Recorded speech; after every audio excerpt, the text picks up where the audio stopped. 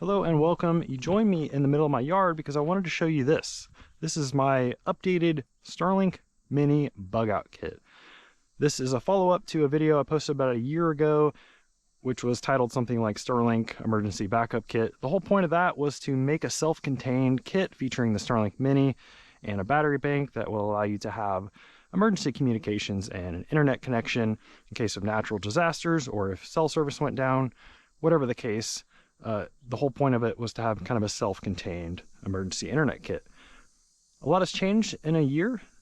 There are new accessories available. There's a new service plan available from Starlink. So I wanted to update my kit, make some improvements, make some changes based on the feedback that I got in that original video. So today I'm going to be sharing that with you. Let's start with the case itself, which hasn't changed. This is still the Pelican 1470 case. And I got a lot of comments on that original video talking about how expensive this was and how there are cheaper alternatives on Amazon.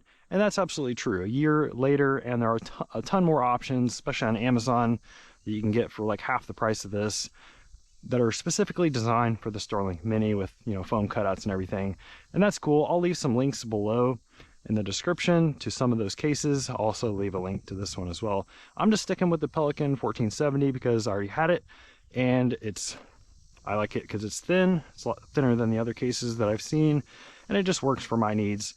My whole goal of this bug out kit is to kind of be an inspiration or a template for your own kit. So you may have different preferences than me in terms of the cases and the specific accessories that you want in your kit. All right, so let me open this up and I'll show you what's inside, what's new, what's changed. So this is an accessory bag. I'll get to this in a moment. But I wanted to cover my power bank situation and the Starlink Mini specifically. So this right here, the antenna that I'm using is the Starlink Mini. That's not changed. What has changed is I've added this little bumper here. This is just like a protective case, a protective bumper that I got from Starlink directly. This is only available in their Starlink Mini travel case or travel kit, which a lot of that in that kit is a waste of money, but I did like this bumper case and I did a review on it, so I just kept it and I use it to protect kind of the corners of my Starlink Mini. Speaking of the Starlink Mini, it has a new price. $499 is the MSRP as of the recording of this video. You can get these at Home Depot or Starlink or anywhere, but they also have a refurb option sometimes on the Starlink website. You can get these for $299 sometimes. Now you probably noticed right away I have a different power bank in this version of my Starlink Mini bug out kit. This is one of my favorite accessories that I've added to the Starlink Mini. This is the PeakDew Link Power 1.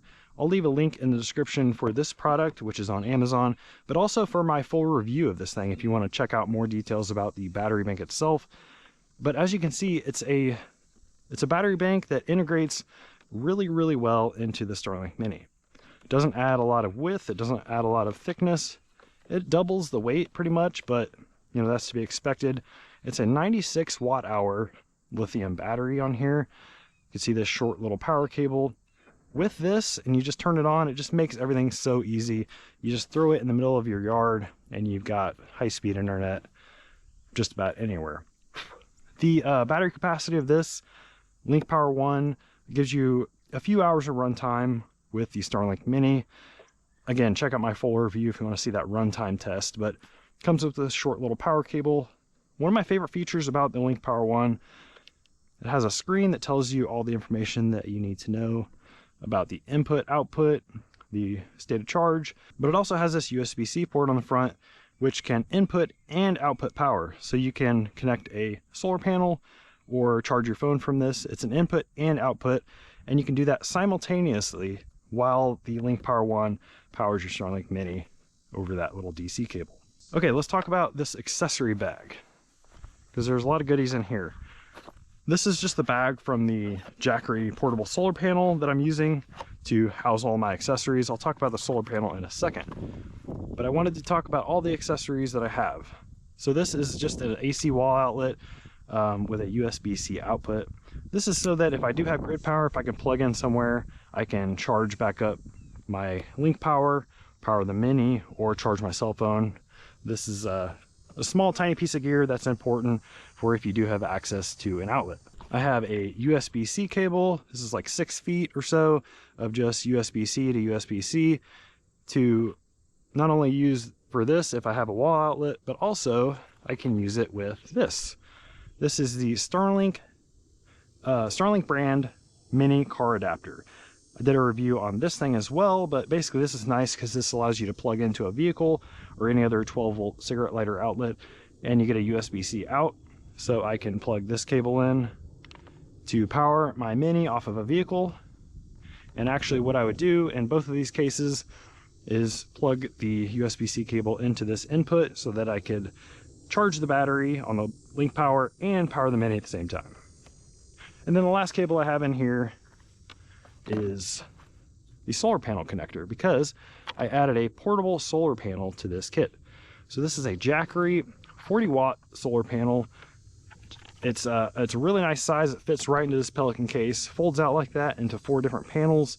It's rated at 40 watts. I can typically get between 20 and 30 watts out of it during, you know, full sun. And the great thing about this solar panel is that it doesn't take up a whole lot of room, but gives me the ability to extend the battery life of this Link Power 1 by so many hours, especially if you have full sun. So this outputs enough to basically run the Starlink Mini, which uses around 25 watts most of the time, and a few extra watts to top up the Link Power 1, which is super nice. Also on the cable itself, you have USB-C output and you have a USB-A port too, so you can charge devices simultaneously while you're plugged in charging the Link Power 1. So that's all the stuff in my kit. I'll get to the demonstration and how I set this up in a minute, but I want to talk about one addition that you can't see, which is Starlink's new $5 a month standby mode.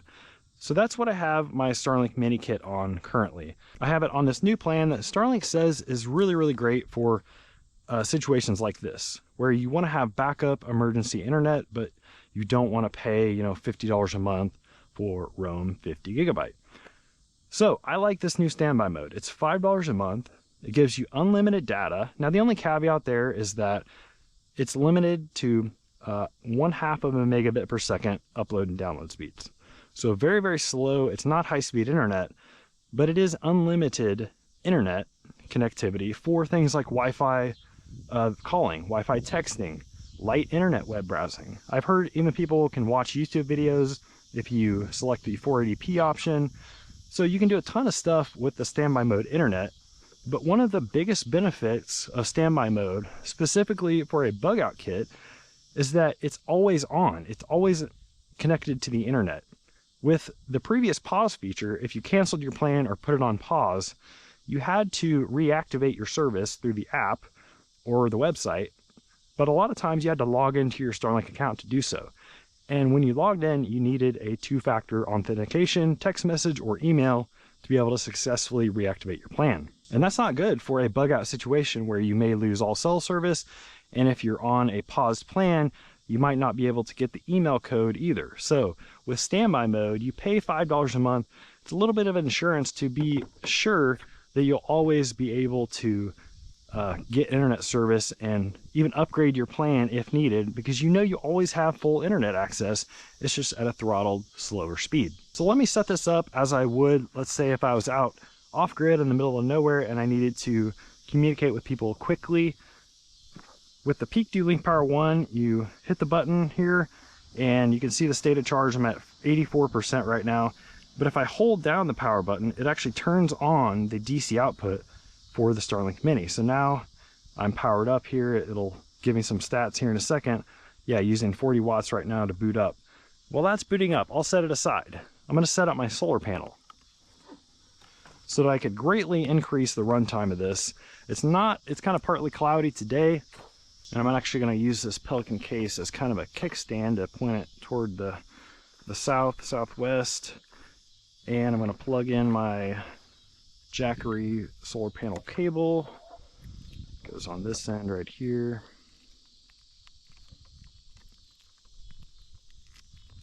Okay, so that's connected. And of course it clouds up as soon as I plug this in. But now this cable has an adapter, so it goes from this DC plug to USB-C with this adapter. That means I can plug it right into the PeakDo Link Power 1. And let's see what we get for that. Yeah, just at around 5.6 watts right now. 4 watts or so of solar power right now that we're partly cloudy. I was testing it earlier and I got around 25 to 30 watts in the full sun. So, okay, we have the dish installed. It's just getting dirty with bugs and stuff. Let's break out the phone and just check the Starlink app. So I'm online, as you can see, and I've got this warning low speed plan because I'm on the standby plan. So you can't actually do a speed test through the Starlink app when you're on their low speed plan. So let me just open up I think I still have it installed, the speed test app, and do a speed test this way, just to show you that I'm gonna get throttled to 0.5 megabit per second. That's 500 kilobits per second. Yeah, so that speed test just finished up. 0.27 megabits per second down, 0.42 megabits per second up, and 32 milliseconds of latency. So that is the standby plan, that you're throttled to slower speeds, but the benefit is that you have unlimited internet access for those basic communication needs. And the one cool thing about this Pelican setup is that you can actually operate the dish from inside the case itself. So if you wanted to protect your Starlink Mini from the weather or elements, or you wanted just to make it more low profile, you could put the Starlink Mini and everything else contained inside this case, make the antenna face go up toward the top of the Pelican case, and it will actually work that way. A little bit more difficult when you're trying to deploy the solar panel and whatnot, but that is an option to have your Mini operate inside the case itself. So that is my updated Starlink bug out kit. I'd love to know your feedback, what you think, and if you have any other ideas about what I should change, what I should add, what I should take away. Again, I've already covered the comments, about the Starlink case and everything. I do think it's important to have a solar panel and definitely some way to charge it from a vehicle or another DC source, and also an AC source like a wall outlet if you come across that. The link power is definitely my favorite part of this updated kit. I just think it's so cool that it's so well integrated with the Starlink Mini design, and that input-output, the bidirectional port there is also super nice. The link power is pretty similar capacity to some of the other power banks that I've tested on this video, but the big difference is that it's just so low profile and easily mountable on the Mini itself. Now, one of the downsides is that you don't have the ability to do a kickstand here. They do give you some 1/4-inch threads, so you can put your own little tripod there if you want to, but honestly, most of the time I just throw the Mini on the ground. The angle of the dish and the rotation, especially for emergency communications, doesn't really matter that much. You just need to make sure to have, of course, a clear view of the sky around you. Appreciate you watching. I'll chat with you in the comments below. We'll see you in the next video.